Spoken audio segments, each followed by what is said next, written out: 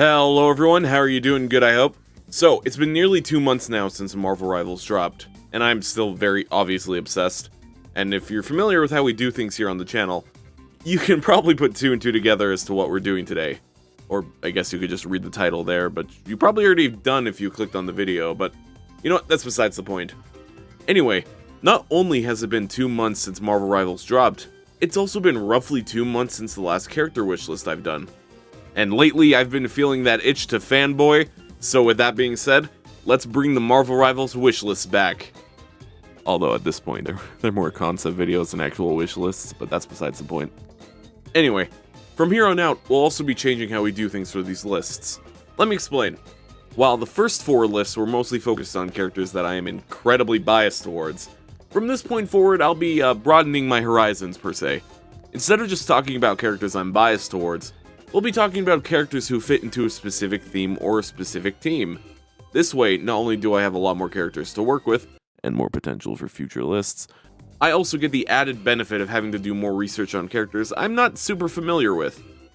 To some people, this would be a downside, but as I'm sure you all know by now, I love comics, and having an excuse to branch out and learn more about different characters is probably the furthest thing from a downside for me. That being said, today's theme is a bit more of an easier one for me to work with, as I'm sure you could tell by the title, because we'll be talking about mutants and more X-Men.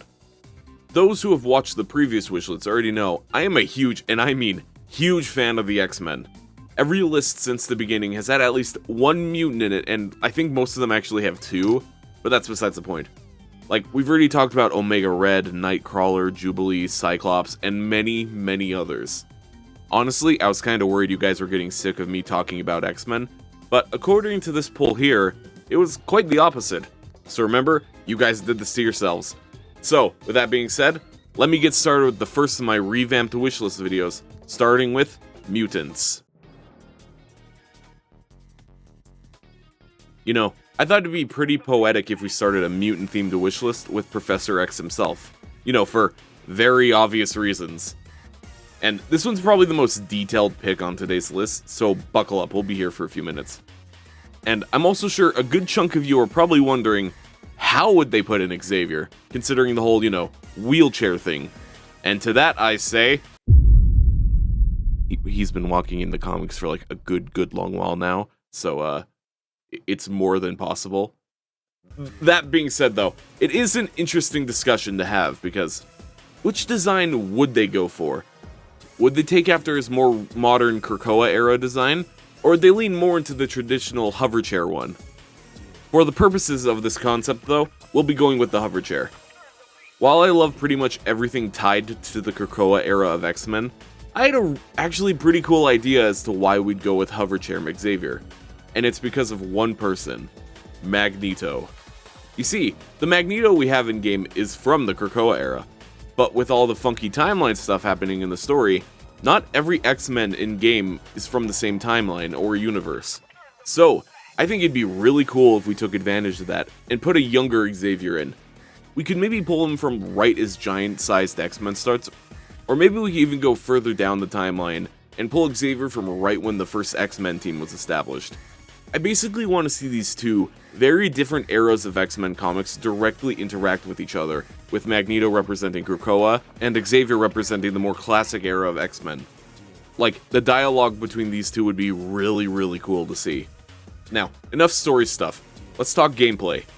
Professor X would be a strategist character who focuses on buffing his teammates and just being a nuisance to the enemy. His main attack would be your standard projectile-based one, similar to what Invisible Woman or Mantis has, where it either deals damage to the enemy or heals allies. Ideally, it would be flavored as psychic damage by having it look like the telepathy waves he has in 97. Now, his main 2 abilities would basically be the same thing, but with different effects. One is for buffing allies, and the other is for hindering enemies. And for the sake of balance, let's say he can only select one ally at a time for a buff, and one enemy at a time for a debuff. Now, I'm sure you're asking, what exactly would he be buffing and then nerfing? And to that, my friend, I say, cooldowns. That's right, I want Xavier to screw with ability cooldowns. I just think that would be really fun. And for example, his ally buff ability would decrease all the ability cooldown times by like, let's say 25 to 50%. and then for the enemy debuff ability, he would increase cooldown times by the same percentage. Both of these effects would only end on 2 conditions. 1, Xavier is eliminated. 2, you leave the range of the ability, which would be like, let's say, 3 payloads worth of distance, I don't know. Now, before we move on to the next entry, let's talk about a quick ultimate idea I had for Xavier.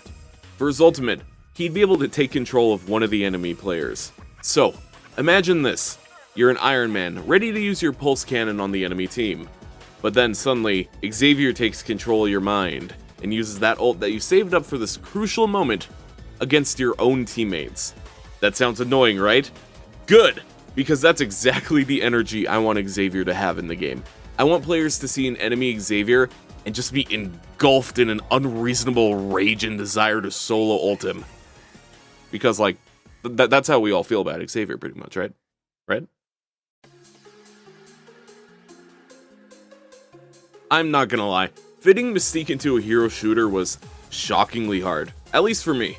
Personality-wise, she's perfect, and I mean perfect for this game. That was far from the problem. The problem is that any idea I had come up with was something that I already did for Taskmaster or Mysterio on previous concepts. Or it was also something Loki could already do. But that's what I thought at first. Then I had a realization. You see, I tried to come up with something on my own at first, and then failed. Then I looked to Overwatch to see if there's anything that could be used as a basis or inspiration, but nope, I was looking in the wrong place, because the perfect kid from Mystique already exists. Now, I'm sure anyone with a general idea as to who Mystique is and some basic knowledge in popular hero shooters likely kind of already knows where I'm going with this, but make her play pretty much exactly like Spy from Team Fortress 2. Give her the whole shape-shifting gimmick, crits on backstabs, all of it. And yes, I know Loki has that exact thing already, but come on, it's perfect. And then for an ultimate, maybe just make it Deadeye from Overwatch, but does more damage if, you know, the enemy is facing away from you. That sort of thing.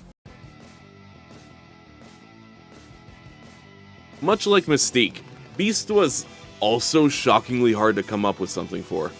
But unlike Mystique, where I kept thinking of abilities that were already used, for Beast, I kept coming up with kits just fine. It's just I couldn't lock in whether Vanguard or Strategist would work better for him. I ended up leaning towards Vanguard, but if you have an idea for a Strategist-themed Beast kit, let me know. Like I just said, Beast would be a Vanguard. His primary weapon would be a repurposed Sentinel arm that functions kinda like the Spartan laser from Halo, where it does devastating damage, but it takes a few seconds to charge and fire. To balance this out though, Beast's melee attack would hit quicker and deal more damage than the average hero. His main ability would be a shield generator, where any teammate in range of Beast when activated would receive a max of 25% armor to their health. Kinda imagine what Reed does with his grab, but instead of its shield fading after a few seconds, it would remain until it's depleted.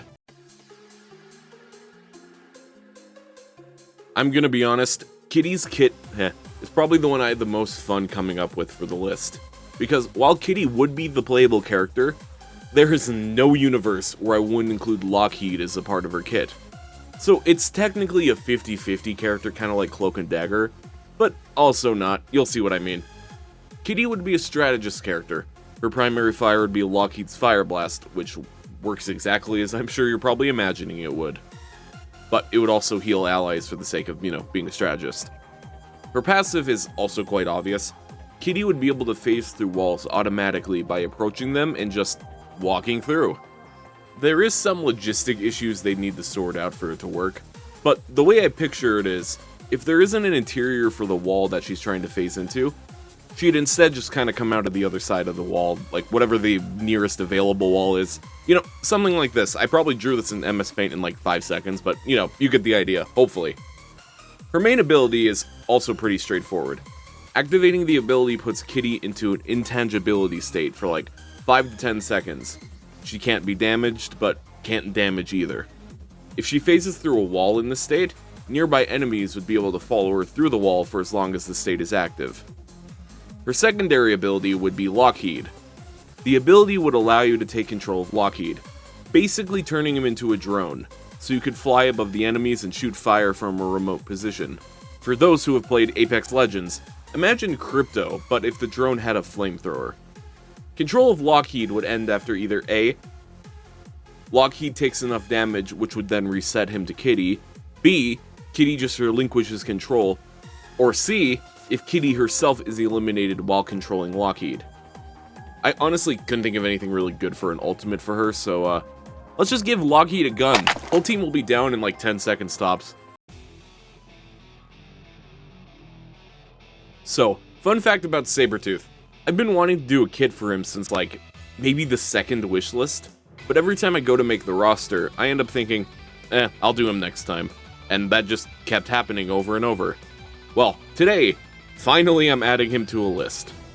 Sabretooth is an interesting character to work with as well, because ultimately, him and Wolverine are going to share a lot of the same characteristics. And that's more than okay, especially for the kit. I want Sabretooth to be to Wolverine what Venom is to Spider-Man, where the mechanics kind of share some middle ground to some extent. Obviously, not completely, but you kind of get the idea. So, let's work with that in mind. Sabretooth would be a Vanguard, with the focus on being a genuine threat to the entire team if he's left unchecked for too long. You see, for Sabretooth, I want him to have a passive that allows all of his attacks to build up a Savage meter, kinda like Wolverine's Rage meter. Once the meter is full, his next attack or ability will do 2 to 3 times the amount of damage or healing, more on that in a second, that it normally would do. For his main ability, I was thinking something like kinda like the Pounce Wolverine has, but instead of shooting upward, this Pounce would move straight forward, and if it connects with an enemy, he would pin them down, slice at him with his claws a couple times, and then throw him forwards. This ability would also heal back like 10% of health. But, if the Savage meter is full when this ability is used, not only would it deal more damage, but the healing received from the ability would be bumped up to 25%. His second ability could be something just like him getting on all fours and moving faster for like 10 seconds. But basically, I want Sabretooth to be a tankier, dark reflection as to how Wolverine plays in game. You know, it's a shame there's no rival mechanic in the game. Like team-ups, but if the character's rival is on the other team instead of someone on the same team. Like, Sabretooth and Wolverine would be perfect for this sort of thing. I'm gonna be honest, armor is entirely a sneak peek here. Because while the 616 armor would be cool, I think it'd be sick if they took from the Ultimate Universe version of her. I don't know if I've ever said this on a video yet, so I'll say it now, but I adore the new Ultimate Universe. Like, this is one of those cases where it feels like Marvel listened in on my very thoughts and designed everything about this universe to appeal to me and me alone. Like, Ultimate Spider-Man, it's just perfect. It's everything I've wanted out of a Spider-Man comic in years. The Ultimates is probably my favorite Avengers adjacent story, so far anyway. The Maker is one of my all-time favorite villains, and Ultimate X-Men, it's one of those things that, it just scratches an itch in my psyche, you know? Like, I look at this and I think, hell yeah. Don't get me wrong, it's a departure from the normal X-Men flavor, but I'm more than fine with that. Anyway, back to armor, I'm getting off topic. The ironic thing about this pick, though, is, despite my fanboying here, I actually don't have a good idea for her kit. Like, obviously she'd be a Vanguard, and I could maybe see her summoning her armor in a way kind of similar to how Ash summons Bob in Overwatch. But other than that, I couldn't narrow down anything that would make her unique. Especially since I already gave Beast that armor mechanic, and I didn't think about that while I was making the concept, and I don't want to go back and redo Beast, so, we're gonna do this. I'm gonna do my normal comment bait thing here and ask if any fellow Ultimate X-Men fans have an idea for armor, please let me know below, and I'll pin the one I like the best. Oh, and go read Ultimate X-Men if you haven't already. Actually, just go read anything from the Ultimate verse. I love it.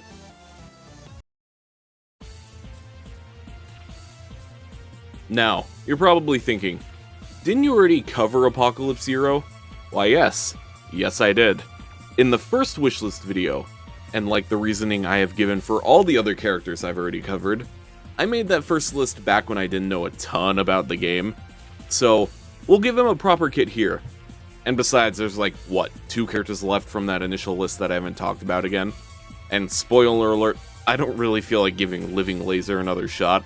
So, we'll cover Silver Surfer someday, but anyway, on to Apocalypse. He would be a Vanguard character.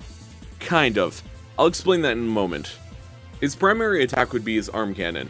which would function pretty much the exact same way Iron Man's primary does.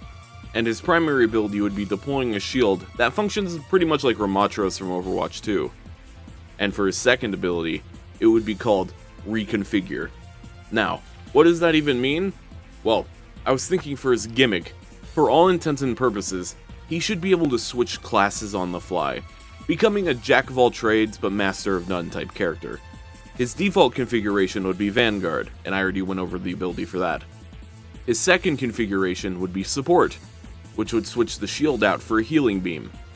And for his final configuration, it would be the Duelist mode, which would disable the primary ability, but buff his standard attack.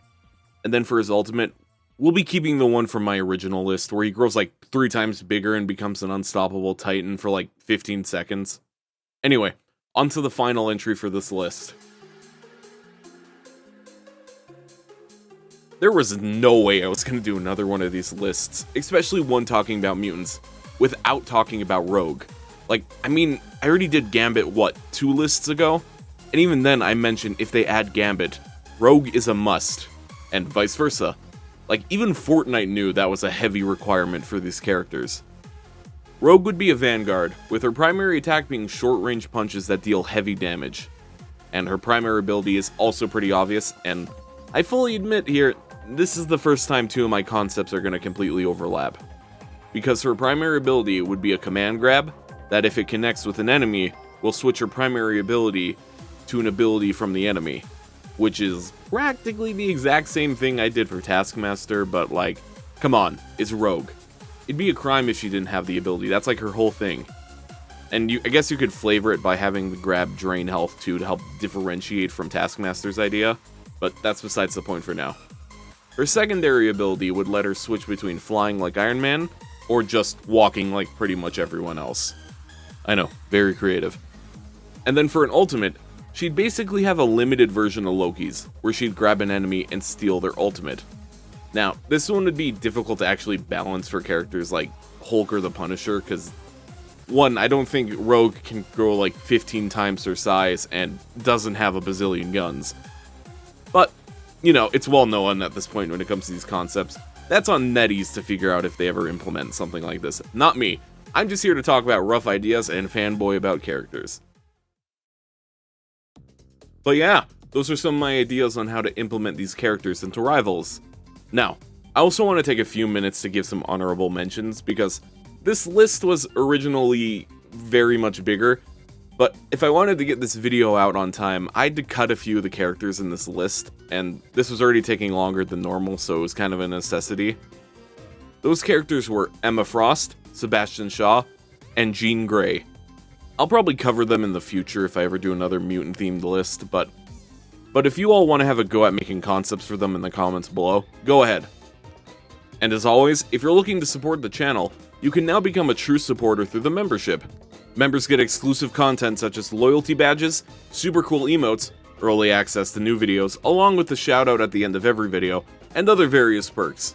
And if you play Fortnite and like to support me through that, make sure to use code Yerocmai in the item shop. Thanks for watching, and don't forget, if we can get the Maker as a skin, please give us Winter Soldier Wolverine, please, I beg of you.